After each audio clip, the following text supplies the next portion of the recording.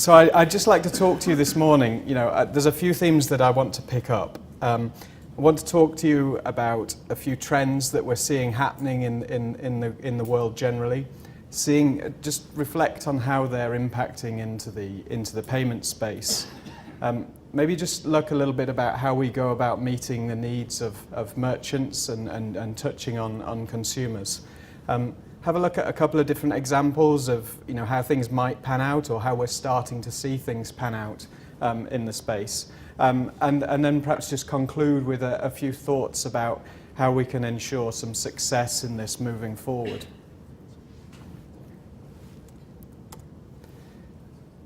So I think you'll probably find a couple of themes that come through pretty strongly in what I say, and they build very much on where Nigel started. The concept of consumer control is really strong, and also the concept of making sure that you add value in what you're doing.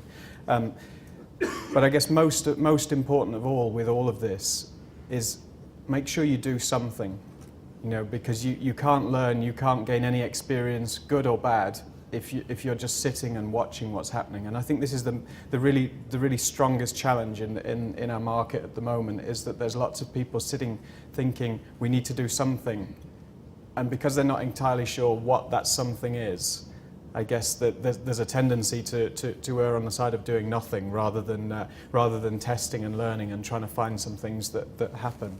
And I think one of the things that will almost certainly disappoint you about my talk this morning is that I don't have any clear answers for you. I'm unfortunately not going to deliver a silver bullet which enables you to walk out of here and say, wow, yeah, that's what I need to go and do because that's going to change my business. And I don't apologize for that because I would say that probably nobody can do that. It's just a feature of the industry, and we're looking at a page that is not yet written. And I think that it's incumbent on all of us to try and push that forward.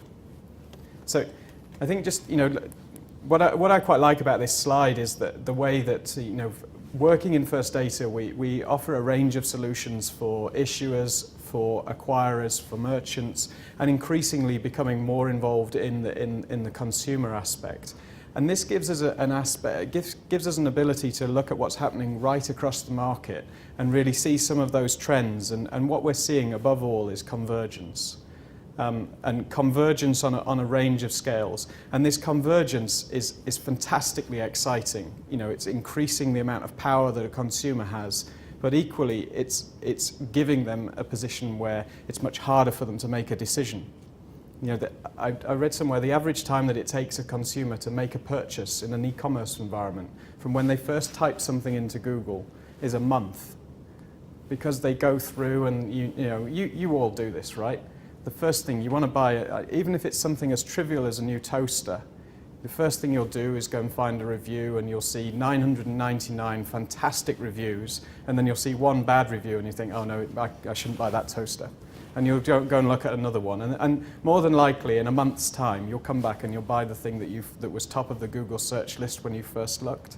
But that's just that's just a reflection of the amount of data that's involved in making a purchase now. And for merchants, one of the challenge that merchants find is this convergence of offline and online commerce means that they're no longer able to ring fence their products, ring fence their prices in the way that they were in the past. And that reflects all the way down to what Nigel was talking to just before around the concept of showrooming and people coming into a store and checking out the prices of those products in different in an online environment whilst they're stood in a store, making a decision that, oh, actually I'm going to buy this from someone else. So that's changing the way that merchants are looking at this. And then from a financial institution perspective, I think one of the biggest risks to them is the risk of disintermediation and the ability of somebody to put themselves between the end consumer and the kind of processes, if you like, of moving the money from point A to point B. So we've got all of these different forces going on. And I think that one of the real challenges in this space is that not only are these things happening, but they're happening much quicker. I love stats, and I really love this concept of years to 50 million users. this is seemingly like a benchmark in industry right now, is how long does it take for me to get to 50 million users? And you know, it makes a serious point. Adoption happens much quicker now than it used to. And a lot of that is down to the fact that people are connected. It's not that when Mag Strike cards were first issued that 49,999,000 people looked at them and said, no, that's not for me, I don't want one. It's that the options weren't there for those people at that time. And so, a lot of this increased pace of adoption is down to the fact that every one of us now has the ability to communicate right across the world with everybody at a moment's notice in a way that we've never had before. I think that the way I heard this best demonstrated was so somebody said that we are the last generation in the world for whom connectivity will be unique, will be remarkable, will be something that we comment on. And I bet that you've found yourself doing it to your kids. Those of you who've got kids, I bet you've played the, oh, well, when I was growing up, you didn't have on-demand television or you didn't have YouTube. My 8-year-old son absolutely can't understand the concept that everything in life isn't on demand. He just, to him, if he wants to watch something, then he goes and finds it and it's there. And when I try and explain to him that, when I was growing up, then kids' TV was a 2-hour section of an evening, and you watched what was on, and if you didn't like it, then you didn't watch it, then that's completely alien to him. In the same way as if my parents or grandparents tried to explain to me, there used to be a certain amount of concern every time they flicked a light switch as to whether the electricity was going to work or not. That's completely alien to me. So this concept, we're completely connected now. And I think we just need to accept that and think about how we can make that work. But the underlying point of this slide is that the adoption of NFC cards is vastly quicker than anything else we've seen in the payment space, and I think we need to get used to that. And that's not only about us delivering solutions into the market quicker, but it's about recognizing that those solutions will have an increasingly short shelf life, and we need to be able to rapidly change and evolve those solutions to stay relevant.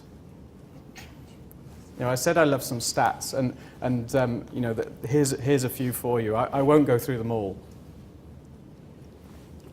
The one that always gets talked about is the fact that there's more people who have a mobile phone than a toothbrush. I guess, I'm not sure what that says, other than there's more people who have a mobile phone than a toothbrush. Maybe it doesn't say they don't clean their teeth, maybe it just says that it was more important for them to spend their money on a mobile phone. But there's loads of stats about mobile, but fundamentally, all of this proves one thing, that mobile phones take over your life. I'm feeling especially vulnerable now because not only is my mobile phone in my bag over there, which is about 20 feet away from me, but it's switched off. And those two things, so rarely happen. You think about the times that you take calls now, you think about what you do when you step in a lift or when you have any amount of downtime. The first thing you do is reach to your phone and check to see if you've got an email from someone or a text message or you check Facebook. That's the underlying trend. Whatever these stats say, the underlying trend says that mobile is taking over everybody's lives.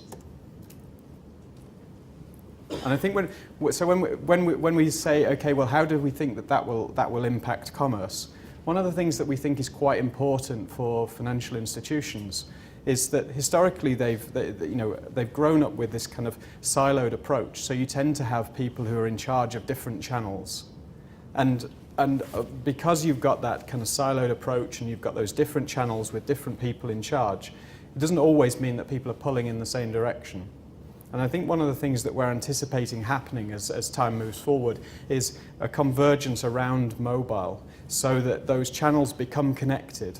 And this is a reflection of the fact that the consumers have an increasing amount of power, and consumers will decide with their feet if they don't feel that the right kind of products and services are being offered, things that make their lives easier, then they'll take their business somewhere else.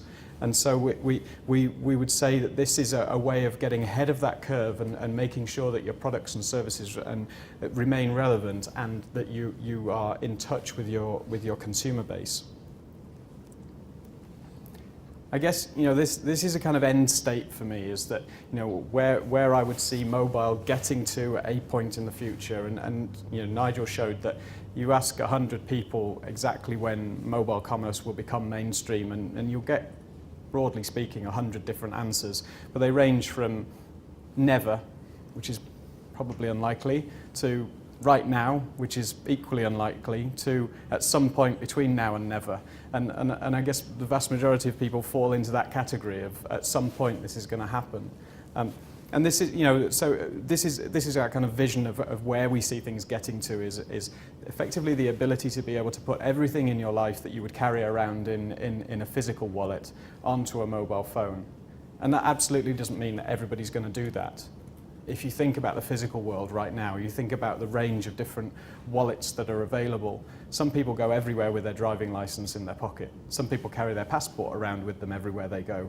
Some people, my wife, has about 50 different cards seemingly in her wallet, one for every single occasion. I'm kind of more of the process where less is more. So that everybody has a slightly different take as to what a physical wallet means, and there's no reason why that would change in the mobile space. And what's great about mobile is that actually your phone doesn't weigh anymore if you have 1,000 applications on it, as if you've got one application on it. So the great thing about the digital space is that data doesn't weigh anything. But technically, I think it does. I read somewhere that apparently a Kindle is lots and lots of noughts 1 grams heavier if it's completely full than if it's empty, because it's something to do with the negative ions have a minuscule weight. But I'm willing to overlook that amount of weight difference if you are. I think the point remains that this is where we're going to get to, but this isn't going to happen overnight. And just because it doesn't happen overnight doesn't mean it's any less relevant. But at least if we've got an end game in sight, then we know what we're working towards. And I think really just to kind of build on this theme about universal commerce and trying to step into a little bit of how do we get from where we are today to the future. What types of solutions do we need to look to deliver? That this is the goal of what we see as universal commerce, is this ability to match the consumer demand, the ability to deliver to consumers what they're increasingly demanding for, which is that ability to have an integrated buying experience where they're in control and they can do what they want, when they want, and how they want. And so that's the kind of overarching structure, if you like. I think what we've done there is take one step further and just say, okay, if that's the goal, then how do we get there? What's the kind of framework that underpins that? And one of the things that we see as quite important in this space is that we see ourselves as an incumbent in the payment space, someone who's been around, and what we add value here is our knowledge of payments and how that industry works. There's loads and loads of startups who've got great ideas and great concepts and lots of imagination about how to do different things, and their input is absolutely vital in this space, and when we start thinking about how do we do things differently and how do we push the envelope. But where we would see we add value is being able to take a step back and say, okay, there's some principles that will need to remain in this place. And one of those is this concept of an enabling infrastructure that's open and scalable, and we see that as really important. Every single one of us has a chip and PIN card in our pocket, and the thing about that chip and PIN card is that the chip is in exactly the same place on every single one of those cards. I'd be willing to bet that we could probably get a different branded card from almost, in terms of the bank brand, from almost every person within this room. But there's a fundamental truth about it, that if one institution tried to put a chip in a different place, then it just wouldn't work. So when we talk about an open and a scalable architecture, what we're saying is that somewhere along the line, the different players in the industry need to get together and say, actually, we need to build out some standards and we need to have some rules that enable us all to play in. Because if we all start going off in different directions and introducing point solutions that meet our needs and ignore other people's, then it's akin to trying to issue a chip and pin card in the market with a chip on the back or on the side or in a different corner. And we're, that just won't reach the kind of scale that we need to get to. And I think the other thing that I like to pull out on this, I won't go through all of these, but the other thing that's really important to us is this concept of a partner ecosystem. That when you're talking about a world, back to the slide where you've seen the adoption curve and the speed of adoption, one of the challenges in that world is that things are going to change really quickly. And if things are going to change really quickly, you cannot hope to be the expert in everything. I think famously Leonardo da Vinci was set about trying to be an expert in everything when he was during his lifetime. And it's probably just about achievable in his lifetime. But if you think now that the spectrum of human knowledge is so broad, it's impossible for anybody to be leading edge at anything more than quite a narrow field. And you need to we feel you need to recognize that and say, okay, instead of trying to be all things to all people, let's make sure that we partner with people who are best in class and deliver a solution to the market which is best in class, because that will see the most adoption, and that will really add value to all of the people involved in that ecosystem and benefit everybody. I guess my analogy there would be, I'd rather have a 5% piece of a pie that's worth $100 billion a year than a 50% piece of a pie that's worth $500 million a year. And I think the way that you get to the very large scale is by working with partners. I guess that brings me, we've always got this dilemma. Whenever you see any kind of innovation in the payment space, you've always had this traditional dilemma of chicken and egg. If customers don't have the product in their pockets, then how can then why would a merchant adopt the technology? If merchants haven't adopted the technology, then if the customers got the product in their pockets, they still can't use it. And you're seeing this at the moment with NFC.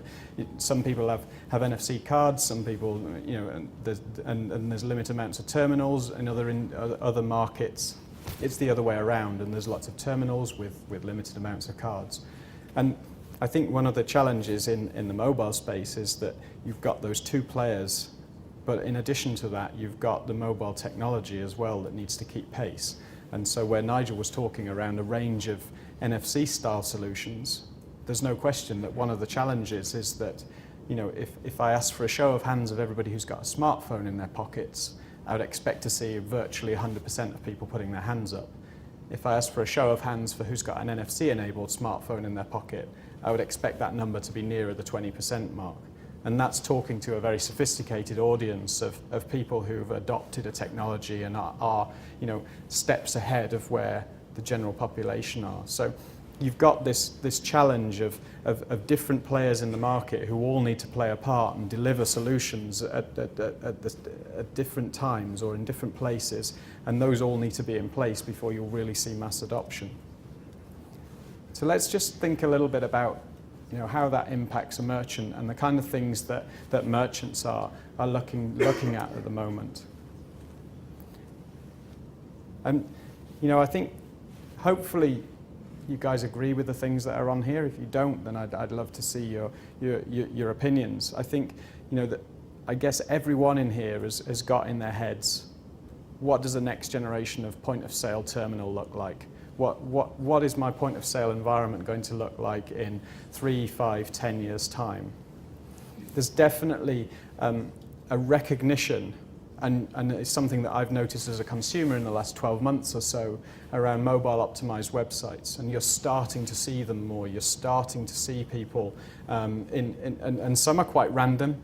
That there's some people that have a mobile optimized website, and you think it's quite weird. I'm not sure that I'd look at that on a mobile device, and sometimes they're well done, and sometimes they're not. Excuse me. But there's no question that this concept of optimizing a website so that you reduce the amount of data and you reformat it so that it works on a smaller screen is something that's challenging people as they try and maximize their online sales. There's a definite use of social media and lots of it bad use of social media, and I think one of the challenges that everybody faces with tools that are widely available and virtually free to use is that there's a tendency to overuse almost and remove any kind of element of targeting. And one of the problems is, if you think about your own personal email accounts, I don't know how many emails you get a day, but I'm willing to bet that more than 90% of them are unsolicited and probably not relevant to you at that particular point in time. And the challenge there is that means that the 5 to 10% that are relevant and real get lost in that mix if you're not careful. So there's a challenge there. And definitely, mobile advertising, you hear this talked about a lot. So I think these are all things that merchants are interested in and looking at and challenging themselves as to how they can get the most out of it. And I think from the consumer side, so I've talked a little bit about this. This is quite interesting to just do a little bit of a straw poll as to what you think might be the number one thing on this list. Any ideas? So brush your teeth. Now, obviously, the 300 million people who have a phone and don't have a toothbrush, then they're not in this sample size. But for everybody else, thankfully, we're brushing our teeth before we check our phones, but only just. And I think the other thing that we did a bit of research in this space last year, and there were a couple of things that came through quite strongly for us. This concept of a seamless experience was extremely strong. So this concept of consumers wanting to get away from a situation where they were dictated to, and the ability to do what they want and where they want and how they want was limited by the ability of the merchants and the businesses that they were trying to interact with to meet those needs. And the other thing is that people really want this to be easy. They already have a way of making a payment, and they're starting to see that there's some value in mobile, but they really want this to be improved so that it's adding some value to their lives and it's easy rather than just an alternative payment form. So just quickly, a couple of ideas about how we see this type of solution working in the future. So, this is quite an American example of couponing, but it's starting to make its way into other climes. But I think that very much there's a culture in America of people carrying around large wads of paper coupons and kind of filing through them. And there's a couple of things with paper coupons. Firstly, you don't have the ability to track who's using what they're using and how they're using. And secondly, there's a really strong likelihood that because it's not integrated into the payment, then you forget to use it. And there's nothing more frustrating than having a coupon in your pocket and realizing that you didn't use it as you're walking out of the store. So one of the areas that we've worked quite hard in is just looking at how that can be integrated. And we see a world where this all gets integrated into one, and effectively you can clip a load of coupons into a virtual wallet, and then when you're in the merchant, then you will have the ability to automatically redeem those, and it takes away the thought process, and it takes away the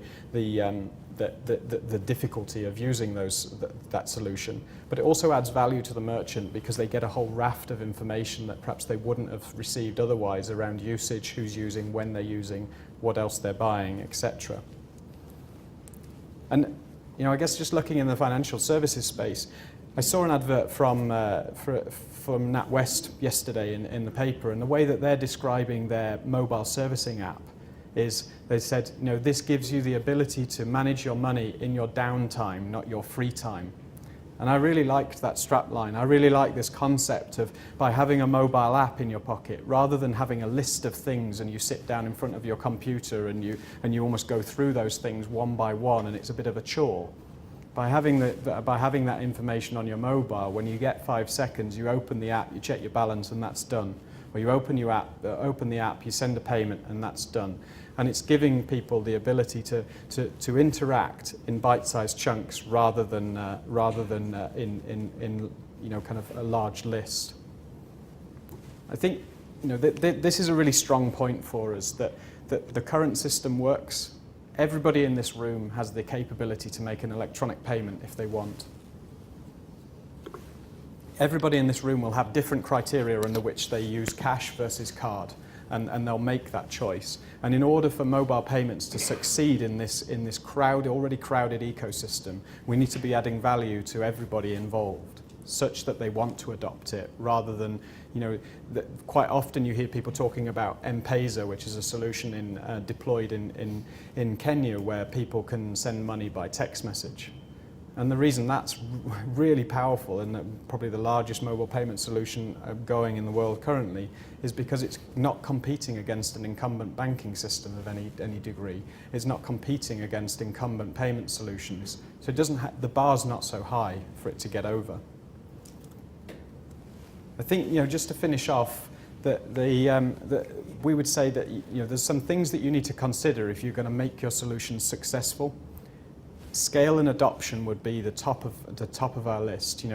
This is not about proving how clever we all are by putting point solutions into the market that 50 people use. That's not moving the market, and that's not really achieving anything. That doesn't mean to say that you don't do a pilot as part of the first stage of an activity, but it does mean that when you're looking to develop solutions, you need to have an eye on how you're going to get to that scale, how you're going to reach that adoption. And this is back to the concept of building this connected ecosystem, making sure that there's some common principles in place that everyone can adopt to. And I think the other thing that's quite important is just that, that there's three angles to this. Because this is a new technology, when people look at delivering solutions, they quite often focus on the number one here. Excuse me. They quite often focus on the can I do it? And actually, when you're delivering large-scale solutions into market, you need to get beyond that. It's not just about can I do it.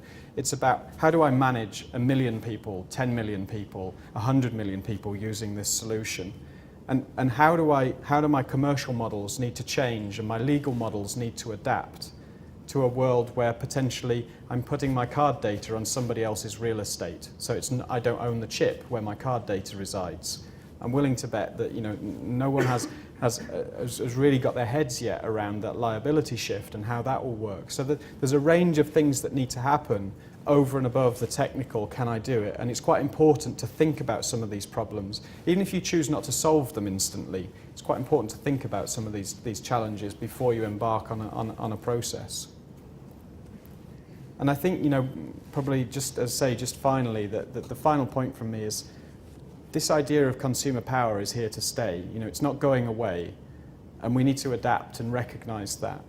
And we need to deliver these solutions into market that really benefit the consumer, deliver something that's more than just a capability so that we can create the demand for somebody to want to use it, and not trying to explain to customers that they can do something on a Saturday night between 9 and 11, but at all other times the solution doesn't work.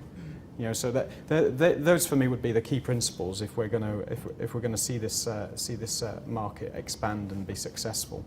My name's John Rutter. I've been here at the AIBMS event this morning speaking about a universal payment strategy. I work for First Data, and my role is around delivering mobile solutions across the EMEA region from a new product perspective.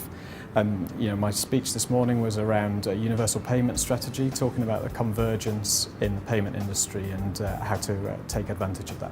Moving beyond the standard card terminal, where do you see the future of payment methods heading for small to medium-sized retailers? So I think it's all about the mobile device, and we're expecting to see a huge amount of convergence where, in the future I could very easily foresee a situation where I walk into a store as a consumer with a mobile with all of my payment credentials stored on there, and I interact with a merchant who may be at a traditional counter or maybe anywhere in the store, and they take a payment using a mobile device, and we exchange data through a range of different methods, but ultimately they have a mobile device and I have a mobile device, and that's how the transaction completes. So what is the most innovative use of near-field communication payment solutions you've seen to date? So I actually carry a card issued by Barclaycard in the UK, and it combines an NFC payment card and also an Oyster card. And that's great for my daily life commuting around London. It means that I can use the same card to make payments, take out cash, and also for transit. Do you feel the successful adoption of innovative new payment solutions will be driven by customer needs then, or new technologies? I think it's going to be both. Customers do know what they want when they see it, but they don't always know what they want before they see it. So there's a need to push new technology and push the boundaries of how that technology is going to assist the consumer so that they can recognise the advantages and take advantage and utilise those solutions. I guess I like the Henry Ford quote of, if you'd asked people in the early 1900s what transportation method they wanted, they would have said a faster horse. And I guess payments is a bit like that now. Not many consumers can envisage a world where they're using their mobile all the time. But if you give them those tools with that technology, then they'll be able to utilise them. So with numerous innovative new mobile device payment solutions becoming available, how limited are the days of the credit and debit card as we know them now? Not at all. So I was speaking to my father-in-law recently, and he's just turned 70. He told me that he's used a debit card for the very first time in his life. So for 70 years he's got by making purely cash transactions. There's a generation of people who've migrated a lot of those cash transactions into cards. There's no reason why cash, card and mobile won't continue to coexist in the future. So what are some examples of mobile payment solutions that are more convenient for users and merchants over cash? So I saw a great example that Tesco introduced in Asia, where they projected a store wall on a tube underground, and customers were able to snap pictures of different products that they wanted to purchase, put them into a basket, select to pay, and then they would get delivered to their door. It's a great way of using the downtime while you're waiting for a train to get some groceries ordered. What are some of the latest innovations in gift card and loyalty card based programs? So Starbucks have got a great program running. Starbucks enable people to use their mobile device to purchase coffee in their store, and every time you purchase you automatically get some loyalty points added to your account. I guess that right now the only fly in the ointment is that you use your mobile to make all your purchases, collect all your points, and when you hit a certain level they send you a paper voucher so that you can go and get a free cup of coffee. So do you think that those solutions help merchants stay closer to their customers? They do, and I think when merchants start using the power of the mobile device, enabling to unlock the fact of using geolocation to know when their customers are close to them, maybe when they're not close to them and they could try and entice them in, then there's an ability for merchants to develop a really strong bond with their customers. What are some of the newer fraud and risk management considerations for larger merchants and retailers? It's back to this geolocation element. So, the one thing that my mobile device can tell you that my card can't tell you when I'm making a transaction is where I am. So I can use the GPS functionality within that mobile. I can use the fingerprinting of recognizing one mobile from the other to really enhance and add more richness to the risk decision.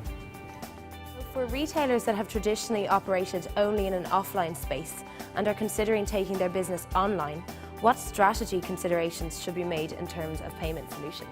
I think it's really a question of recognizing that there's a huge convergence between offline and online worlds. So customers are in a situation now where by carrying a mobile around in their pocket, they can check prices online while they're in a store, or they can do a whole bunch of things that they weren't able to previously. So if you're looking to try and expand into one of those two areas, recognize that the convergence is happening and build a solution that works in both, rather than trying to build a solution that works in one and not the other. In terms of payment solution strategies, what do you feel is the most commonly overlooked or undervalued payment option businesses can offer? It's probably not so much a payment option, it's more a question of the data that surrounds the transaction. I think it's very easy to look at mobile payments as just an incremental amount of small revenue for each transaction. But when you look at some of the disruption in the space and some of the new players entering, what really entices them into the space is the fact that they can add some data around the transaction, influence it before, during and after, really add value for all of the people in the ecosystem and derive some more value for themselves. Moving beyond the standard card terminal, where do you see the future of payment methods heading for small to medium-sized retailers? I see everything centred around mobile devices, whether they're phones, tablets, anything like that.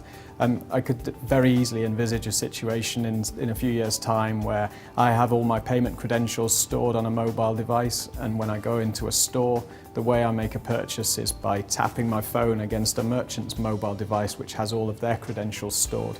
We exchange the data and the transaction happens. There's no need for all of the clunky point of sale infrastructure. So what is the most innovative use of near-field communication payment solutions you've seen to date?